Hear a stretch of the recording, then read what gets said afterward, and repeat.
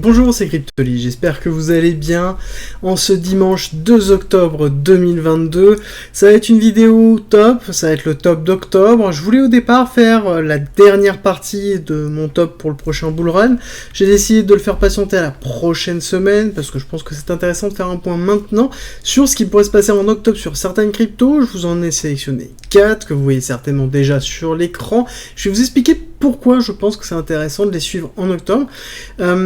C'est mon avis personnel, mais en tout cas, je me suis basé sur différents facteurs. 1, les news qui risquent d'arriver sur ces cryptos-là, et 2, les patterns techniques qui sont intéressantes, structurelles, au niveau des différents cours, sur lesquels je vais vous expliquer un petit peu tout ça. Donc j'en ai sélectionné que 4, d'habitude j'en fais 5, 6, mais là actuellement, c'est vrai que c'est une période qui est un peu compliquée, on a des patterns de retournement un petit peu partout, donc il va falloir faire très attention sur le mois d'octobre, qui risque d'être très compliqué si vous avez regardé ma vidéo d'hier en termes de macroéconomie. Même si le marché crypto est résilient, on risque d'avoir quelque chose qui risque d'être assez fort, et donc du coup j'en ai sélectionné que 4 parce que j'ai vraiment essayé de prendre celles sur lesquelles on a des news, ou en tout cas des possibilités de news, et sur lesquelles on a structurellement quelque chose qui est vraiment intéressant. Et vous allez voir, c'est pas forcément des petites, ça reste des grosses pour une raison particulière, c'est que c'est celles qui bossent le plus en bull market et sur lesquelles structurellement on a quand même du volume ou des choses qui sont en train de se mettre en place. Donc on va attaquer tout de suite. Avant, n'hésitez pas à parler justement de ce top, que ce soit en commentaire ou sur le Discord, parce que c'est mon avis personnel, j'ai hâte d'avoir votre avis, que ce soit en commentaire ou sur le Discord. Discord qui est d'ailleurs très important parce que je l'ai créé pour une notion de partage et en même temps une notion de hub, de regroupement d'informations sur la crypto-monnaie, la blockchain, le trading et l'investissement. Et en plus, on a mis en place un premium avec plein d'avantages comme plus de contenu, quasiment une centaine de vidéos, 300 pages de guides, et ça continue à augmenter toutes les semaines, tous les mois, des stratégies de trading, des stratégies d'investissement, plus de guides, plus de formations, des lives, des briefs quotidiens que je fais sur l'état du marché, plus de signaux, en fait tout pour aller plus loin et pouvoir construire son évolution personnelle dans le monde de la crypto-monnaie, de la blockchain, du trading et de l'investissement. Alors, tout est en commentaire et en description, on attaque tout de suite, on va attaquer avec BNB. Alors BNB, vous allez me dire oui c'est connu, il n'y a pas de raison, je vous ai déjà fait plusieurs vidéos dessus, j'en ai même parlé, ça fait partie de ma première, au niveau des coins réellement forts. Pour moi c'est une des crypto exchange qui est la plus forte, à mon avis, avec un système de burning qui est excessivement fort, Binance qui continue vraiment à structurer des choses assez folles, et je pense très fortement que sur cette fin d'année, on va avoir une série de nouvelles au niveau du BNB, et au niveau de la BNB Chain et de Binance, donc qui pourrait donner une bonne valeur, une bonne valorisation au niveau du BNB. Autre chose, nous avons du burning continuel, et on sait qu'on risque d'avoir une augmentation du burning. Là, c'est pure rumeur, mais bon, ça fait quand même plusieurs fois cette année où on commence à parler de cette notion d'augmentation de la rapidité du burning effectué par Binance. On n'a toujours pas d'annonce dessus, donc à chaque fois qu'on a une annonce de burning, à chaque fois on surveille un petit peu les taux et la mise en place qui a été effectuée, parce que c'est quelque chose que l'on a déjà dans le pack depuis un certain temps. Plus on se rapproche au niveau de la fin d'année, plus on se dit que potentiellement ça peut arriver, et quand on regarde techniquement, on voit qu'on est dans une zone très intéressante. Alors juste avant, petit rappel, nous avons la phase d'accumulation qui est ici, classique sur un exchange, en tout cas sur une crypto-monnaie qui se construit avec une fin d'accumulation qui a eu lieu en 2020, accélération haussière pour la mise en place d'une distribution de week-off avec le BC pour le buy-in climax, le retracement, donc la R, on reteste la partie haute avec le ST, et ensuite on s'enfonce et on fait le sign of weakness avec prise de la R. Donc là on est dans la partie basse de cette distribution de week-off, et ce qu'on attend c'est une accélération haussière. D'autre part, on voit que nous sommes en dessous, enfin juste au-dessus plutôt du 618, on est déjà passé en dessous la semaine dernière, et il n'est pas exclu que cette semaine ou la semaine prochaine, on passe en dessous encore une fois du 618, zone de rechargement très important pour les différents cours. Quand on est en dessous de 618, c'est une zone sur laquelle on peut commencer à s'exposer si on est intéressé par rapport en tout cas à la plateforme en elle-même et au coin en lui-même. Donc c'est une zone qui est très intéressante, et quand on regarde un petit peu ce qui est en train de se mettre en place ici, On voit qu'on a eu une accélération haussière pour attaquer notamment cette zone très importante qui est la zone du psy, sur lequel on n'a pas réussi à casser, on est en train de retracer. Alors c'est un retracement qui est très intéressant parce que quand on regarde un petit peu la pattern qui est en train de se faire, on voit qu'on est allé au niveau des 0,5, donc sur ce mouvement-là, on a retracé pas jusqu'au 618, d'accord? Donc potentiellement, c'est pour ça que je vous dis qu'on peut aller chercher un petit peu plus bas, aller chercher en dessous des 250, aller jusqu'au 243, mais là, on voit qu'on a de la force, on voit que ça fait 2 semaines qu'on a quand même pas mal de force, alors qu'on a un marché qui est en cassure réelle, donc on a un BNB qui surperforme, et qui est logique, parce qu'on se retrouve avec Binance qui est en courte surperformance, donc on est dans quelque chose qui potentiellement risque de break ici, réellement le break of structure, là, donc dépasser 340, et ensuite 340, ça veut dire qu'on aura une target à 450. On a quand même un actif qui surperforme dans une macroéconomique qui est horrible, et globalement un marché crypto qui n'est pas forcément au mieux, même si on voit qu'on a une résilience dans la macroéconomie générale. À côté, c'est ce que je vous ai expliqué hier, nous avons des actifs qui surperforment, ce qui est le cas ici du BNB, et qui potentiellement, sur 2-3 bonnes annonces, pourrait break ici, et si on break ici, ça veut dire qu'on attaque la hausse, hein. On attaque clairement la hausse, pour aller chercher les 450, voire un premier palier ici sur les 400, 410, donc on pourra avoir des belles performances sur un mois d'octobre-novembre, et sur lequel on pourrait avoir un petit retracement pour une belle entrée, ou sinon construire une exposition maintenant sur le BNB. Dans tous les cas, le BNB est toujours intéressant à garder en portefeuille. Ensuite, nous avons le GLD, donc Elrond, blockchain de niveau 1, Layer 1, très intéressant en termes de concept. C'est pas forcément une de mes préférées, mais en tout cas, le concept et la société qui est derrière, la structuration des DEX qui sont effectués et reste très intéressante. Et Elrond n'a pas fait beaucoup parler d'elle sur cette dernier semestre, en tout cas ces 6 derniers mois. On sait qu'il se prépare quelque chose. Ça fait déjà un certain temps où globalement on attend un certain nombre d'annonces, on attend aussi une annonce très forte sur le Launchpad qui pourrait arriver, donc on pourrait avoir pas mal de choses qui arrivent. Et deuxièmement, quand on regarde structurellement, nous sommes sur une pattern où on a fait un très beau retracement, on est allé chercher ici, et on entame en fait là-dessus une semaine qui va être plutôt positive, donc on pourrait avoir quelque chose qui pourrait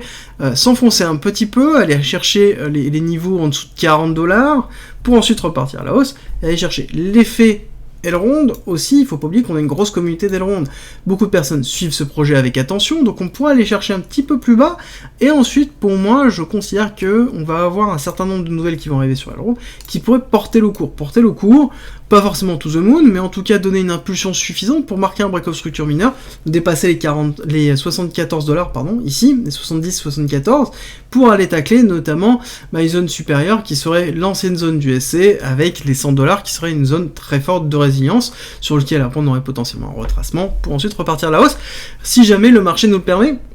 Mais en tout cas, Elrond, c'est toujours un projet à surveiller, très intéressant, et nous sommes ici dans une zone de retracement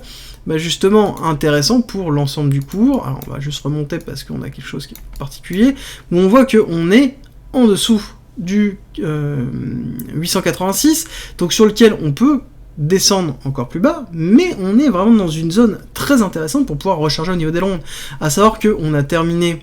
ici la mise en place de la distribution en BC, AR, ST, SO, UT, UTAD, sur lequel on a cassé le SO, on a terminé cette partie-là, et donc là on est en train de se structurer ici,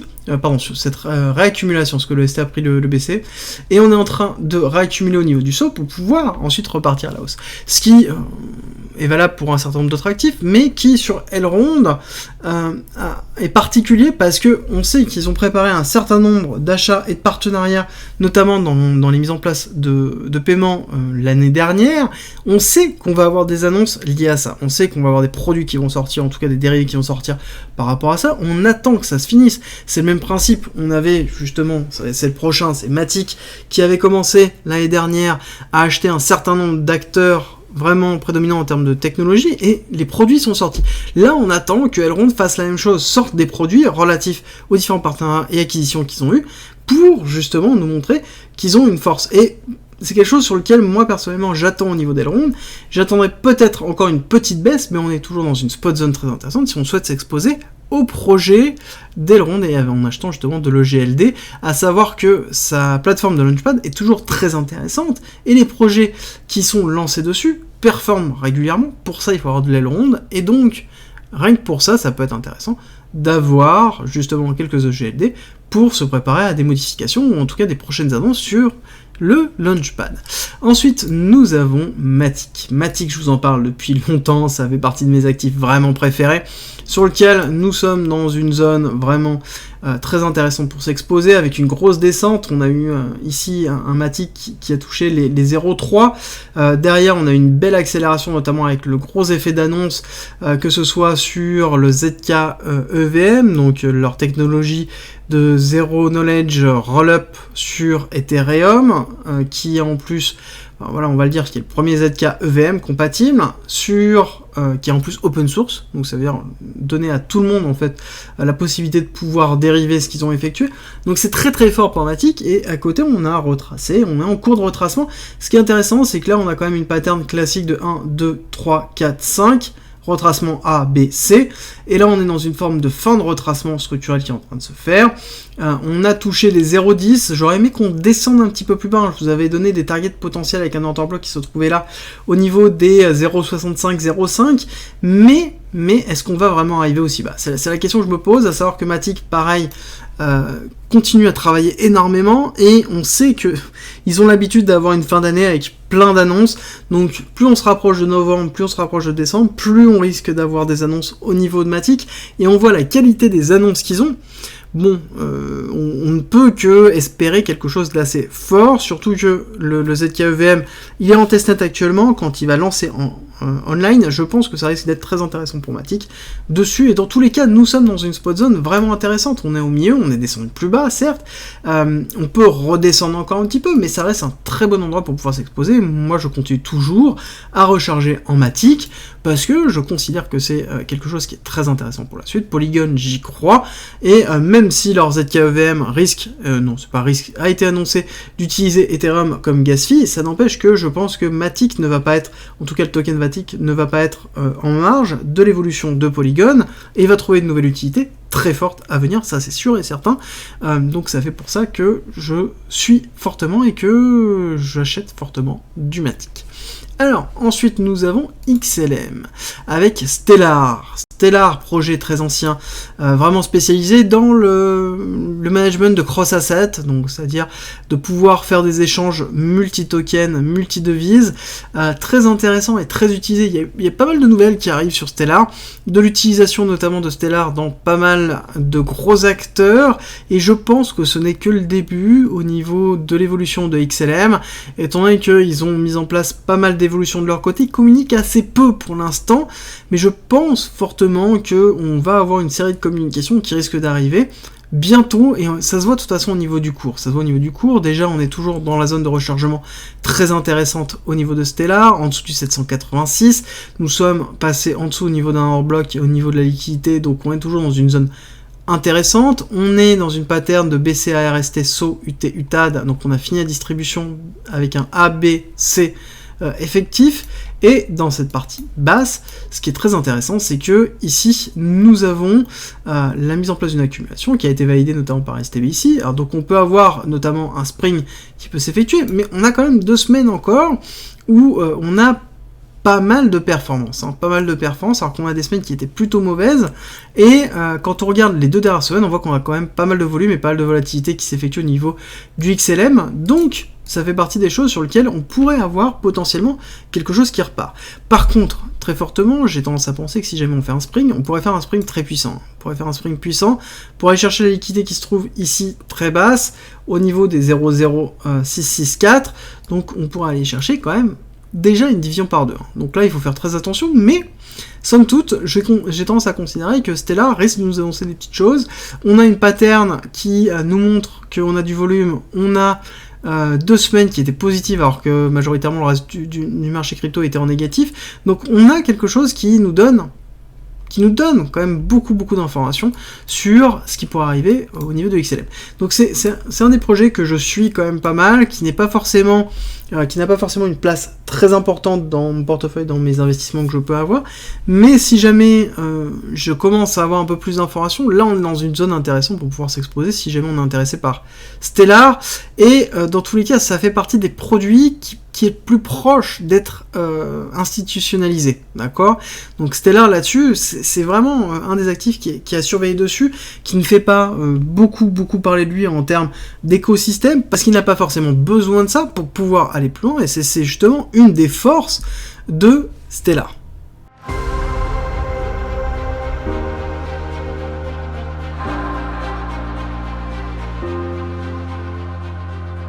Si tu aimes mon contenu, n'hésite pas, partage, like, ça m'aide énormément, et rejoins-nous sur Discord.